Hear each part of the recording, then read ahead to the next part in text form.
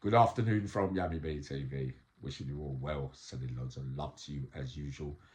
Before I go into various subjects and stories on this video, special love for my niece Sophie, Nico Sharalambus and his lovely mother Sally down there in Northampton. I missed your birthday the other day. I'll send you that late birthday greetings now, Sophie. That Uncle Yami loves you very, very dearly, and I will be around to see the family very, very soon. Also, big love for all those supporters and those who helped me through the dark times. And Uncle Yami's sad to report that he nearly got assassinated halfway through the detox by way of poisoning, but everything cool. We got through that as well. We go riding on. What do? We fall, we get ill, we got to come back. That's the only way I know how to do it. I can't think of any other way to do it apart from let's go again.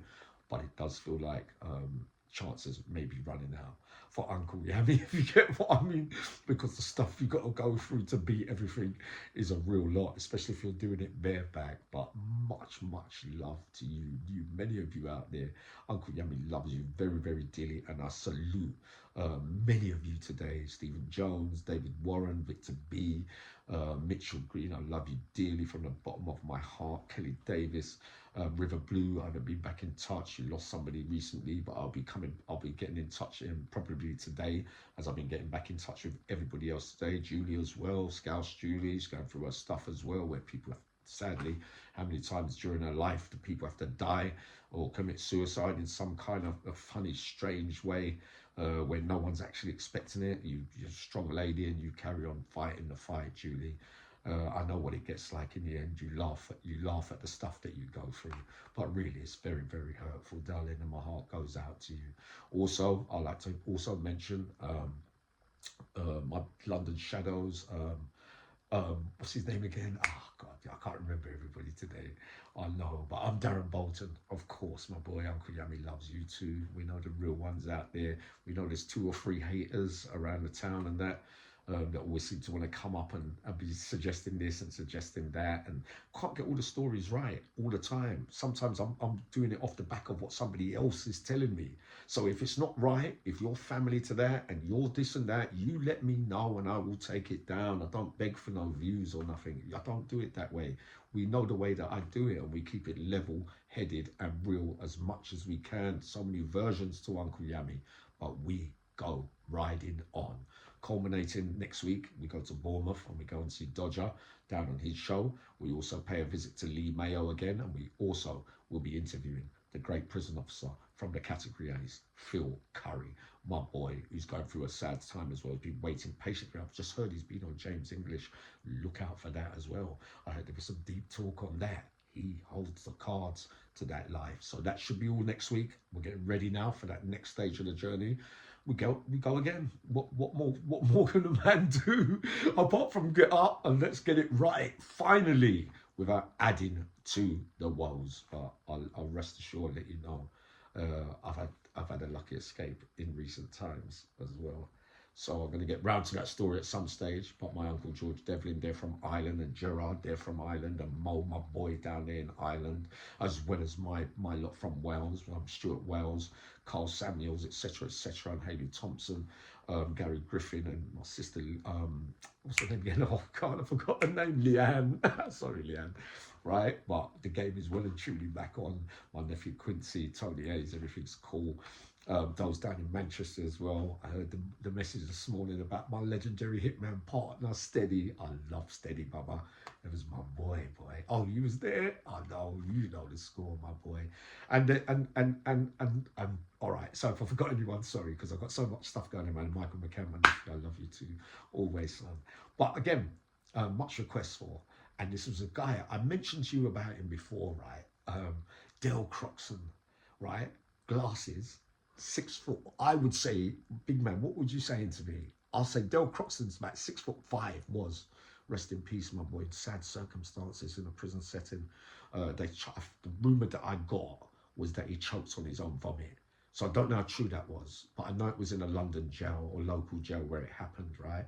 So this would have been about 80s, 90s. But Del Croxon, yes, I answer that question for you today, big man. I put Del Croxon at the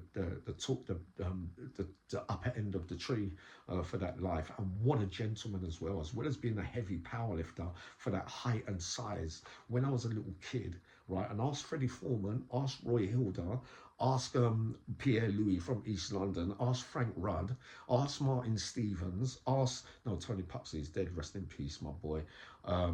Ask Patsy Adams, ask all of them about Del Croxon, right?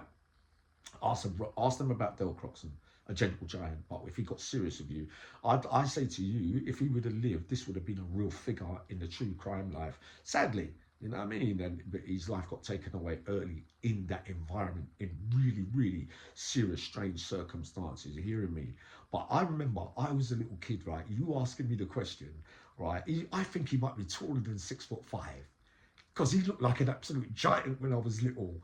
But there was twice on 2 occasions, right, when I was a little sweet boy, when I got starred up. Remember when I was with all them lot in the olden days, when I came from Aylesbury, etc.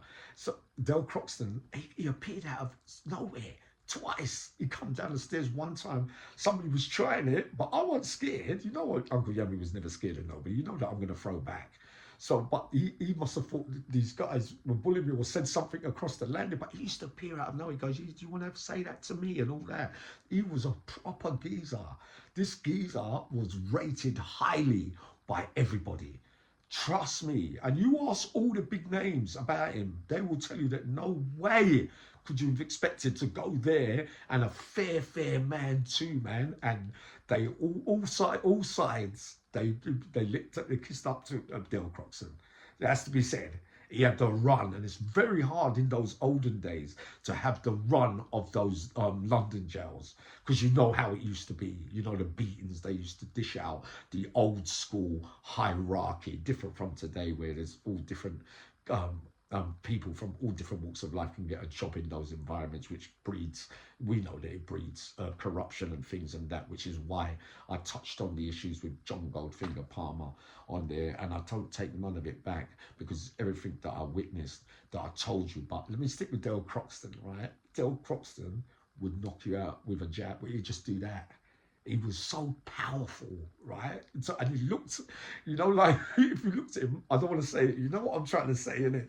He looked strange, but he's heavy. He was heavy, man. And I send my special love out to those that were asking about Del Croxton, and asking Uncle Yemi to point that out, that is a man that they all had to go to in prison and go, Del, yeah, just kind of sort this and that. You had to go through Del Croxton. You would always come through him, but he did everything with class and, you know, proper morals and that kind of stuff. That's the only accolade. These are the accolades that I could only talk about a man that took a shine to me when I was a little boy too. For some reason, we get lucky in life, don't we? So those kind of figures that want to come out for you, Junior, instead of them asking you for things, they want to give you things, and they want to make sure that you're all right. Because why? Because they was proper. They was proper, mate. They was proper. I salute the family there, and Uncle Yummy sends special love and sadness as well with a little bit of that story. But I'll get back to doing more on that. So then we get round to Goldfinger, all right? So what I have to, you know, for a man that could get hold of your security file, right, and then be able to read up on it, and then approach you and don't even know you, but say to you, yeah, you blah, blah, blah, yeah, you should be able to get off that case, and that I've had to look at it, but you know what you got to do? You should go out there once a year. You shouldn't be selling drugs daily and all that kind of stuff. A couple of men that he done it to, their face changed colour, because they don't know whether he's coming in for the police, or because you don't know, do you? Because if you come on a level of that where you've got all the CROs and the intelligence on men that you want to look up on and get all what you need to work out somebody or become or take them on in a thing. But again, you know what I mean? How is it we work out that if you're working a bit with all sides. You know, anything's kind of possible, but you had the power, you had the money. I often wondered why you needed to, rest in peace, John Goldfinger, with due respect, sir. You know that you sold phones, burn and drugs and got big parcels in, but you never really needed the money. You know what I mean? So you that could only leave me to believe in that it's a power thing where you want to keep, because you've got skeletons in the closet, you have to keep your survival skills intact, and you've got the power there. You know that he's somebody. I'll lock him off. I'll have Yami there. He can go and deal with that bit and that bit. I'm going to go and deal with it because you got what I want as well. But you know, it's fair to say that we've said already on previous shows that he wasn't to the taking and liking of a lot of big name criminals. Some say through the timeshare thing, because you know some of a lot were pensioners, but a lot could have it to do again with the curse Brinksmat thing, where he got a squeeze in those early days, as well as amongst other things too. So yeah, it's a real strange one with him, but he didn't have the person. You know, it's a real deep one, but he always seemed to be like he had things on his mind a lot. I could always vouch for that, but obviously I can't say who killed him. I don't know who killed him. That's like looking at a needle in a haystack, really. But no. I've respected John Palmer, but you know, a lot of the times, the two or three occasions that I met him, there was a lot of news and ahs from people close to me as well about, you know, you're giving him a leg up, yeah, I mean, you're the front runner, and you know what I mean, we're not making no money now that he's dropping the prices on this and that. Those are the facts, I'm afraid. He was big like that because he could kill the market with one move. Facts. Right, so that's that. I'll put that on a link today with the lovely Livy Haydock, who's A class, full of character, personality, and delivery for that BBC Sounds thing there. A couple of other people you might know was on there as well, but there's a whole bunch of different episodes. But you have to look at the whole thing to get the picture, and then get to, obviously, I know I'm sure they got me singing Frank Sinatra, and I heard it under my skin. I didn't think they were going to put that bit in, but they have, right? So that's that. I covered Del Croxton. What else have I got to do? Nah, to be honest, I'm just pleased to be back, and I'm sending loads of you loves, and you watch and see this time, man. I've said it so many times before, but get ready, man. This year's gonna be our thing, and I'm hoping I'm gonna come back up later. But big love to you all out there as well, for all your support over these years. By the time comes when we get all the knocks, we go down so many times, and in the end, we decide enough's enough. My soul can't take much more of all that heavy duty stuff, and you've got to keep your health, and you've got to keep your wealth, and you've got to keep yourself in good nick. Otherwise, I'll be no good to no one. I look back on previous videos, nothing there. I mean, that's not you. That's not the way that you do it. No. You're shortchanging people. Come on, man. Let's deliver the real goods. All right. Sending you loads of love. Hopefully, I'll be back up later on. Right. Sending loads of love.